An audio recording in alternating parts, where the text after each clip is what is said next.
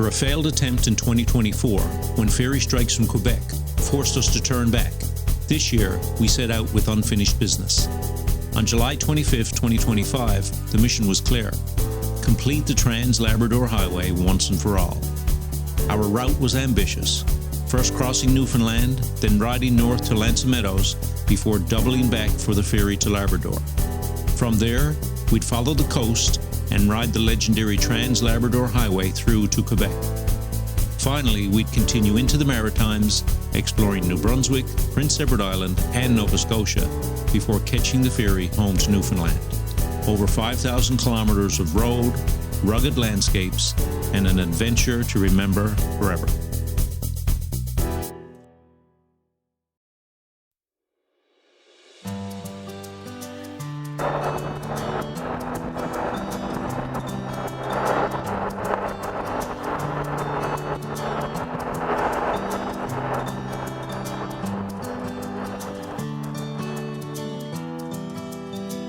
We left Baie-Comeau under clear skies, feeling that mix of relief and excitement that comes when one chapter ends and another begins. The Trans-Labrador Highway was behind us now, all 1,100 kilometers of it. We had overcome cold, rain, gravel and mud, and ahead lay the sweeping roads of Quebec.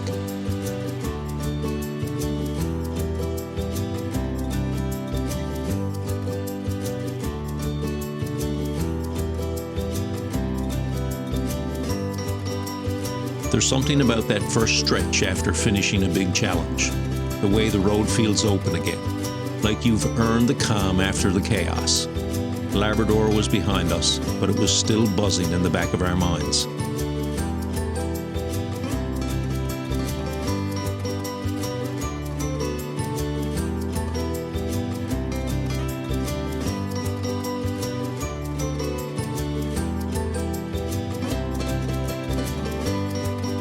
But in true road trip fashion, our plans were still up in the air.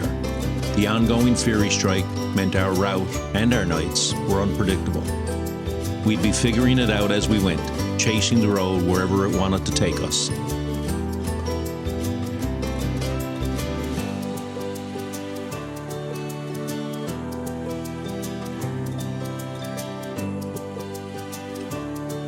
There's a certain freedom that comes when you stop worrying about where you'll end up. You just ride, follow the road, the weather, or a hunch. Somehow, it always leads you exactly where you're supposed to be.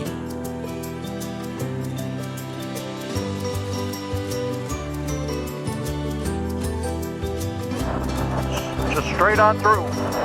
Second exit.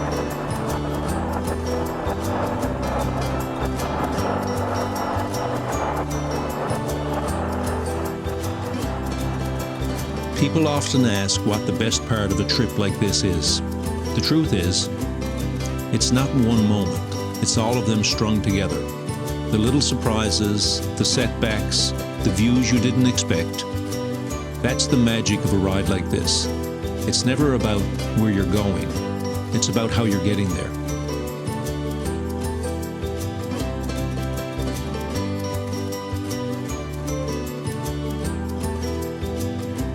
We had no real stopping point, no big plan, just a rough idea of heading down to St. Lawrence to find a crossing.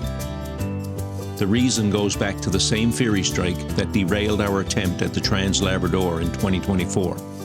That year, we had to scrap our route and detour to Prince Edward Island instead. Now, history was repeating itself. The Baie-Comeau ferry was on strike again, and once more we had to improvise.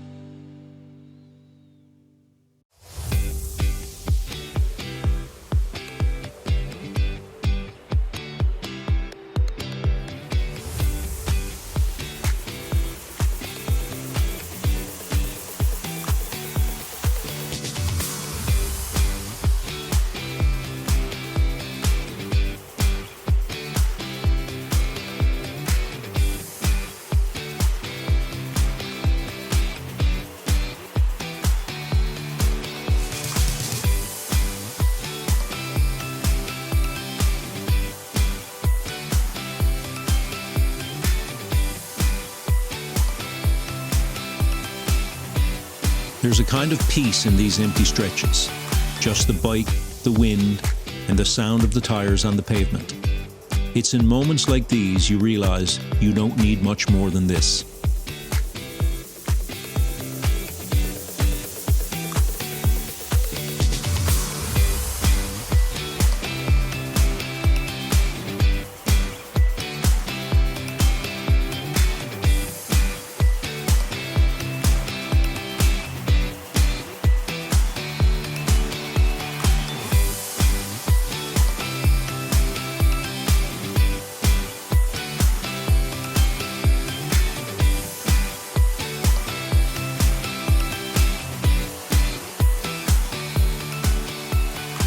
When you add it all up, the weather, the long days, the ferry waits, the mud, the laughter, so far it's been 7 days that somehow feel like 70. Every challenge has its story, and every story has made the trip richer.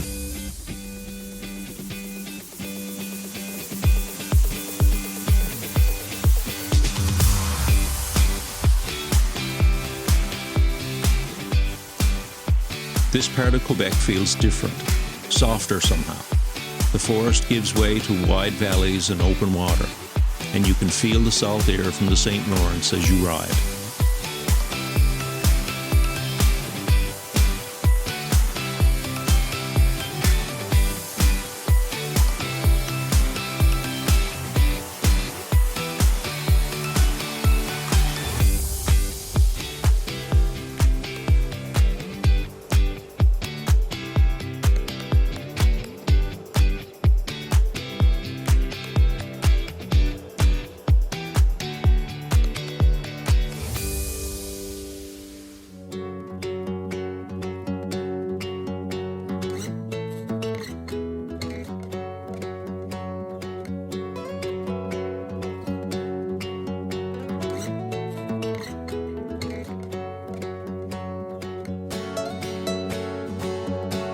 For the first time in days, the air felt warmer and the ride was fast and easy.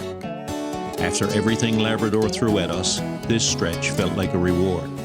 Smooth pavement, coastal views, and that sense that we were on the easy leg.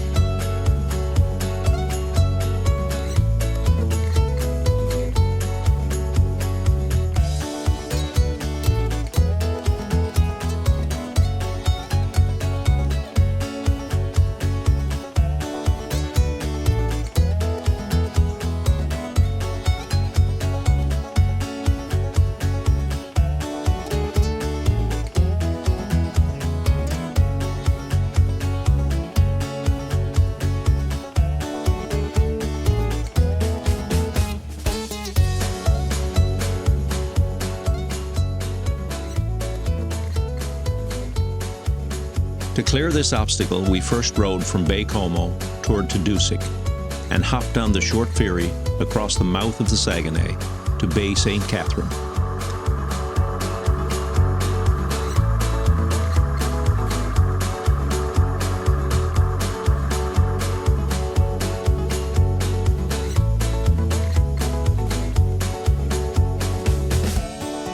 It's only a 10-minute crossing on a load-and-go barge ferry, so you don't even get off the bike.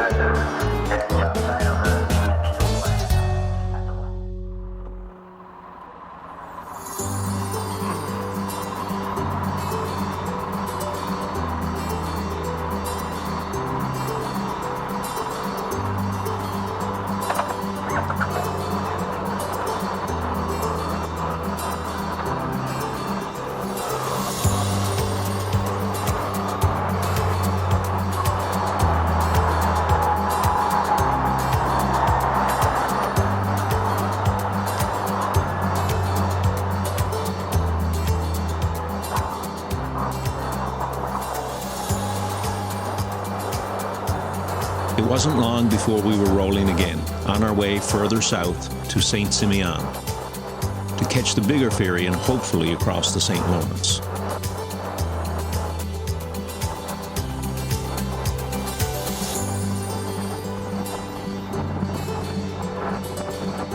Seven clicks to St. Simeon.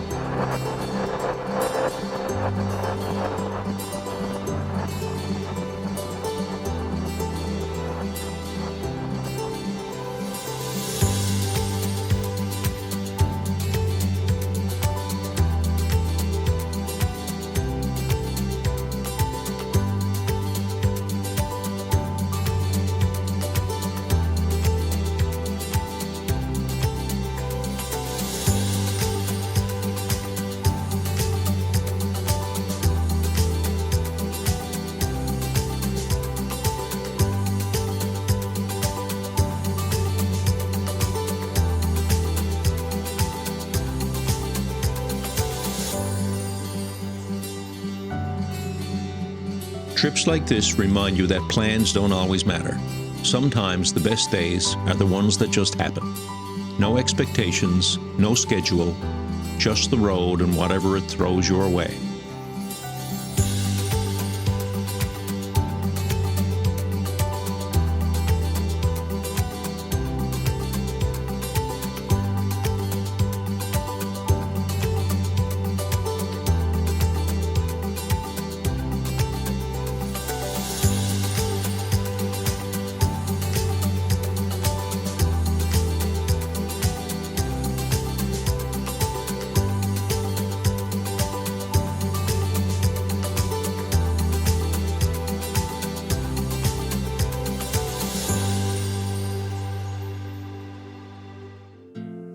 Traveling by motorcycle changes how you experience the world. You're not watching it go by through a window. You're in it. You feel every change in temperature, smell the pine, the salt air, the rain. It's not always comfortable, but that's what makes it real.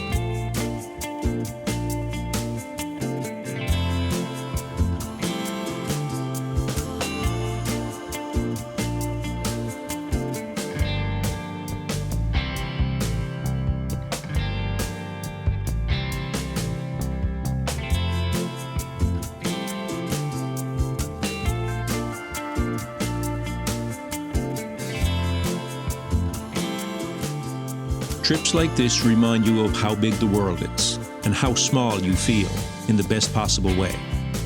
It's humbling. Every mountain, every river, every horizon feels like it's teaching you something, even if you can't quite put it into words.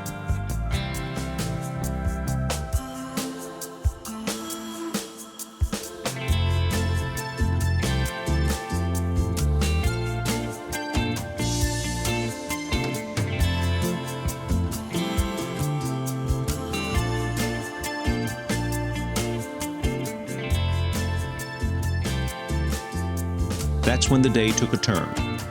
We were told, no luck, you're not getting on the next sailing at 1 p.m. The first available space was for the 6 p.m. ferry, 5 hours away. Not exactly what we wanted to hear.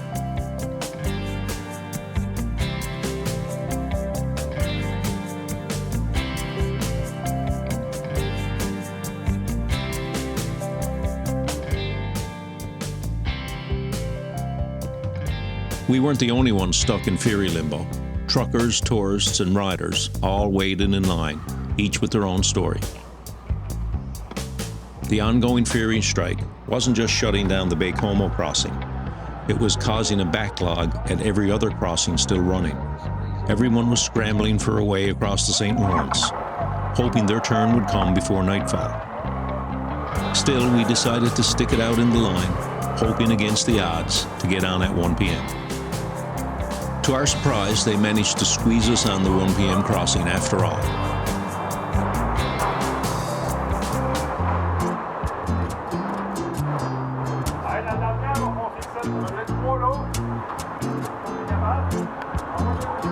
Talk about relief. What looked like a wasted afternoon instantly turned into a win. The sun was shining, the breeze was perfect, and instead of killing time at the dock, we were out on the deck, soaking up the views of the St. Lawrence.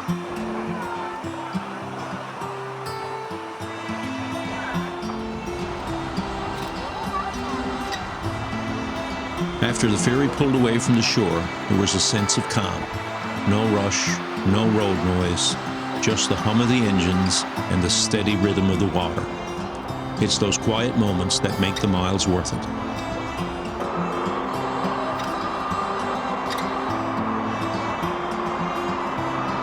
When the ferry docked at Rivière-du-Loup 70 minutes later, it felt like a small victory.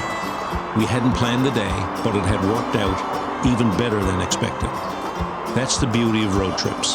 Sometimes the unplanned moments end up being the ones you remember the most. We rolled off and headed towards Rimouski, finally free to push west.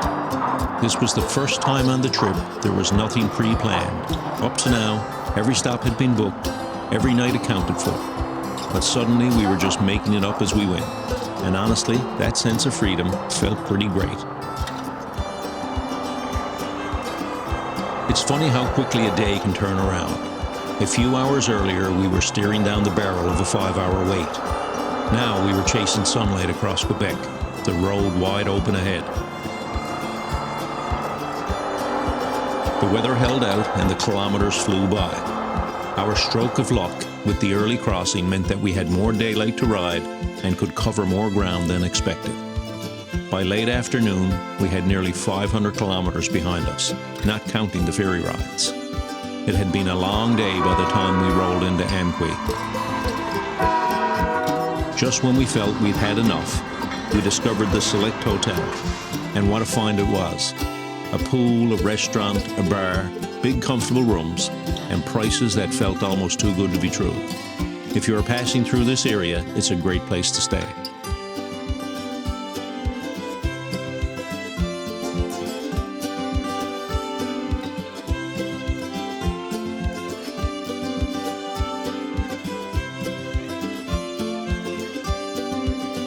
After a plate of pasta, a bottle of red, and a nightcap at the bar, we were more than ready to call it a day. Tomorrow would be another day of making it up as we went, but it sure felt good knowing there was nowhere we had to be.